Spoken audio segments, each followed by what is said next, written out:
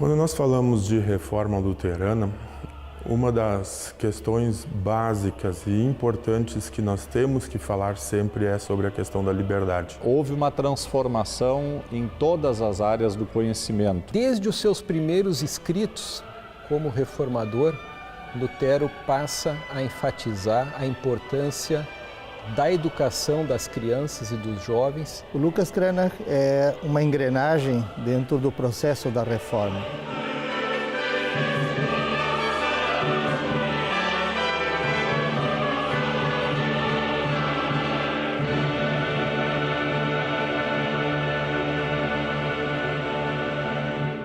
Quando nós falamos de reforma luterana, não é possível tirar a base que os reformadores colocaram, que, aliás, não é nenhuma base nova, é simplesmente uma reforma, ou seja, alguma coisa tinha se tornado desproporcional, desconexa, descontextualizada. Então, Lutero e os que estavam junto com ele, quando trazem de volta os grandes fundamentos que a Igreja havia esquecido, ou seja, somente a fé, somente Cristo e somente a Escritura, esses três fundamentos, eles na verdade não são novos, eles são simplesmente recolocados no seu lugar. As instituições religiosas, aqui eu me refiro à igreja, aos conventos, aos mosteiros e outras instituições, elas tinham um lugar central na organização da sociedade e na organização da cultura. Lutero, quando chega e vem falar sobre a liberdade e a utilização da Escritura Sagrada como uma centralidade do pensamento das pessoas e dos cristãos em especial, ele mostra que nós temos liberdade para agir de acordo com a consciência que nós temos. Então, a pintura realmente hoje, vista em vários quadros, nós vemos isso, né? Esse poder libertador da palavra, esse resgate à salvação pela fé, né? E, por tudo, propagação da graça e do amor e da misericórdia de Deus. Isso se vê na expressão das pinturas, isso se vê na posição das pessoas frente à cruz, isso se vê no significado que também Lucas Cranach dá às suas imagens. E por isso ele é tão importante também hoje no contexto da reforma luterana. Que Lucas Cranach era o fotógrafo da corte e ele era, além de ser artista, também empresário, pessoa influente na sociedade. Ele é uma engrenagem básica para tornar a reforma, divulgar essa reforma a todos os níveis. Era o pintor oficial da corte de Frederico III. Frederico, também chamado de sábio, ele foi sábio não só no nome. Ele trouxe primeiro Lucas Cranach como artista, depois ele traz a Martinho Lutero.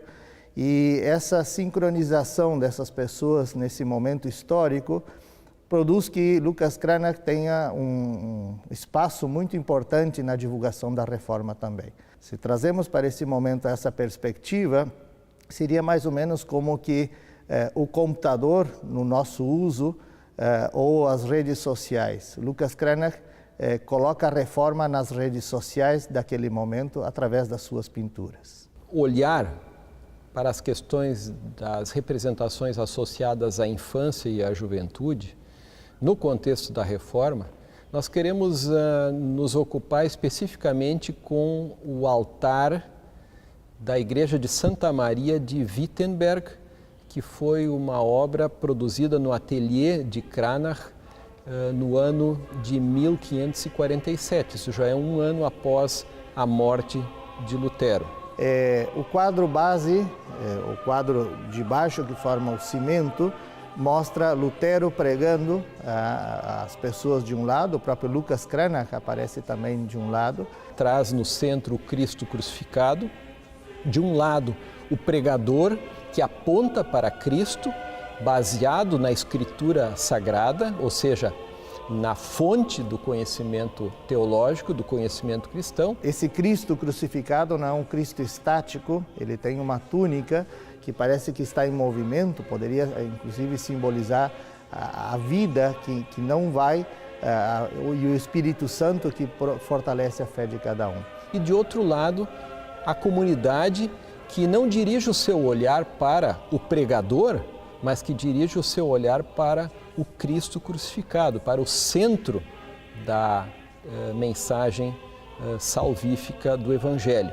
E essa comunidade, ela traz pessoas de todas as faixas etárias, traz homens, mulheres e traz também crianças. Essas crianças têm acesso direto à salvação. Esse quadro é a base da igreja, que aparece depois com 3 quadros em cima dessa base. Um dos quadros é a Santa Ceia, onde aparece a forma da comunhão, muito simbolizada através dessa nova forma de pintar, uma mesa redonda, onde aparecem então os discípulos. O Judas está já com o pé para fora dessa comunhão, aparece com uma roupa diferente. E Lucas, como fazia questão de marcar, incorpora alguns elementos da realidade. Coloca nessa mesa também Martinho Lutero. Martinho Lutero aí aparece com barba quando ele saiu do castelo de Wartburgo, quando estava sequestrado, e fez a tradução da Bíblia para o alemão. E justamente Lutero é servido com um cálice da Santa Ceia pelo filho de Lucas Cranach, que era Lucas Cranach, o jovem. O altar traz também um quadro retratando a instituição do batismo, onde aparece o reformador Philippe Melanchthon segurando um bebê sobre a pia batismal. Esse bebê está no centro do quadro, né? Ele tem ao seu lado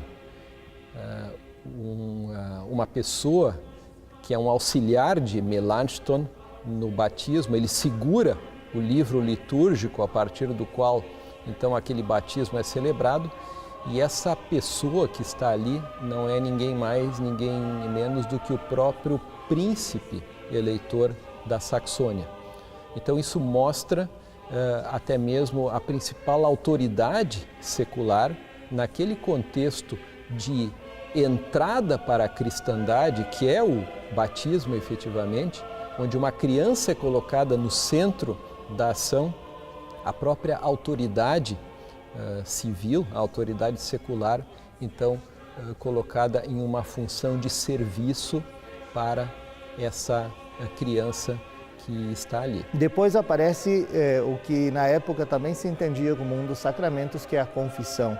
Aparece o pastor de Lutero, o pastor da congregação, onde Lutero também estava trabalhando, Bugenhagen, e aí aparece uma pessoa vestida com trajes mais nobres, e aí aparece de mãos amarradas, como uma pessoa que não se arrepende e não é perdoado.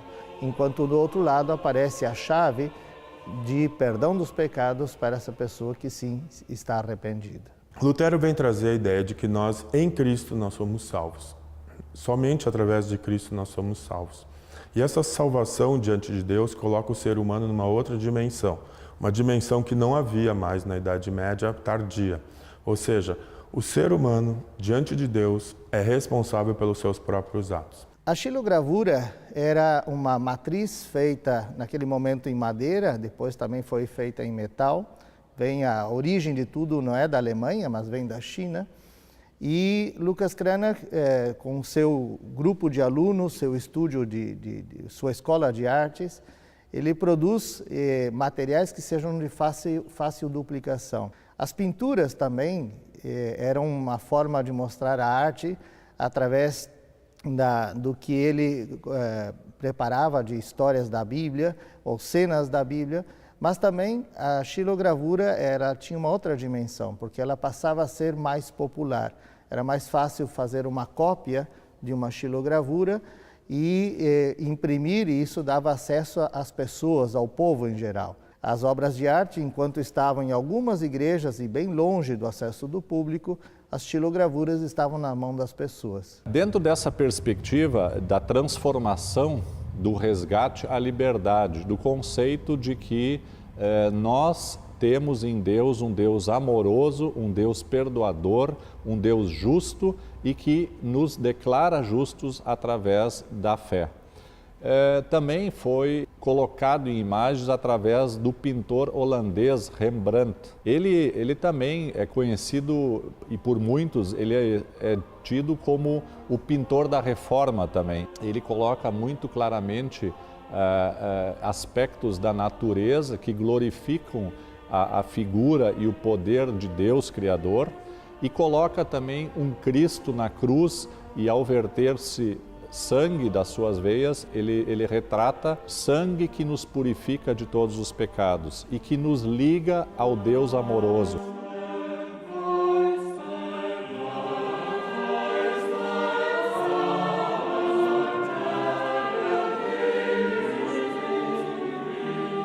Dürer foi um humanista, um artista. Quando esteve em Veneza, ele pintou em 5 dias um quadro retratando a história de Jesus aos 12 anos em Jerusalém, no templo.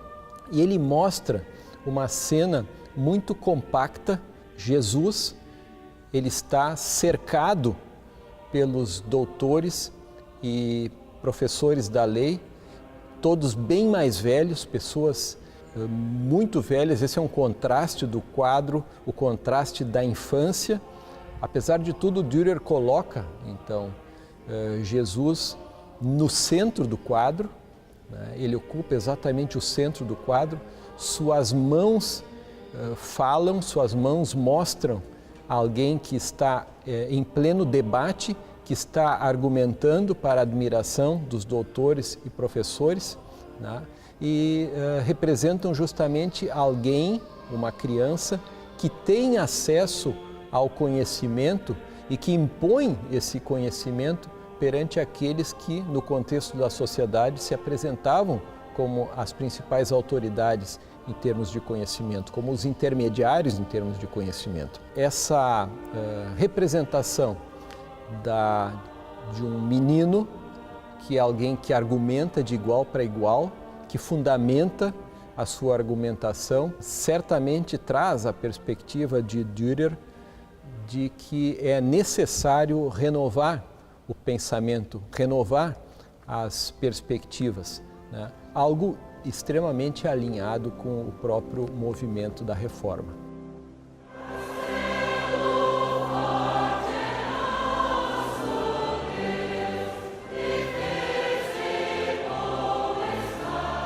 O hino Castelo Forte é Nosso Deus é um dos maiores hinos da história do cristianismo. Lutero teria escrito esse hino, composto por volta de 1521, quando ele fora convocado pelo imperador Carlos V para a Dieta de Worms. A Dieta de Worms marca uma época importante porque quando se dirigia para aquela dieta, que na verdade era a grande assembleia onde se decidiam as coisas da igreja e do poder do Estado, Lutero compôs esse hino com base no Salmo 46. Deus é nosso refúgio e fortaleza, socorro bem presente na angústia, pelo que não temeremos, ainda que a terra se mude e ainda que os montes se transportem para o meio dos mares, ainda que a água ruja e se perturbe, ainda que os montes se abalem pela sua braveza.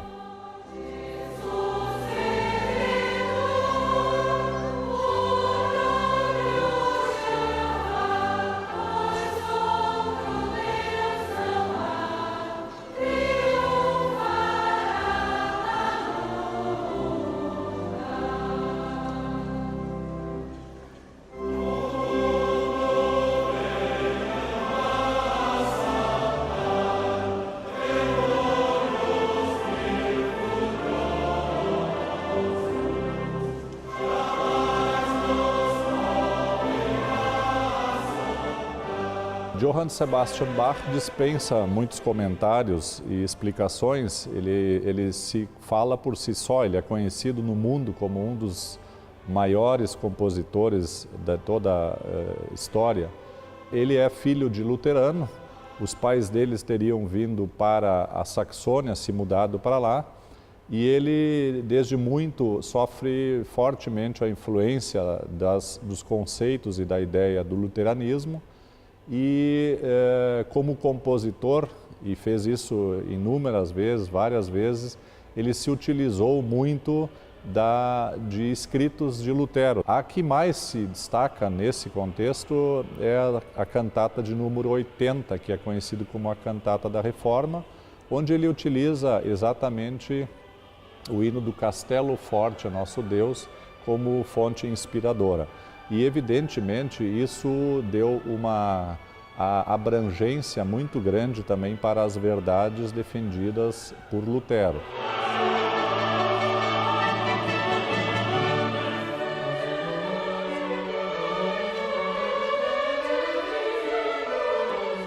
Precisamos olhar isso hoje, muitas vezes, novamente, e compreender o que é isso. Em primeiro lugar, olhar novamente que a liberdade ela está centrada principalmente na palavra de Deus. Isso é um fator indiscutível para qualquer comunidade luterana, se não olhar isso. Não vai entender o que é liberdade em Lutero e muito menos na Bíblia, obviamente.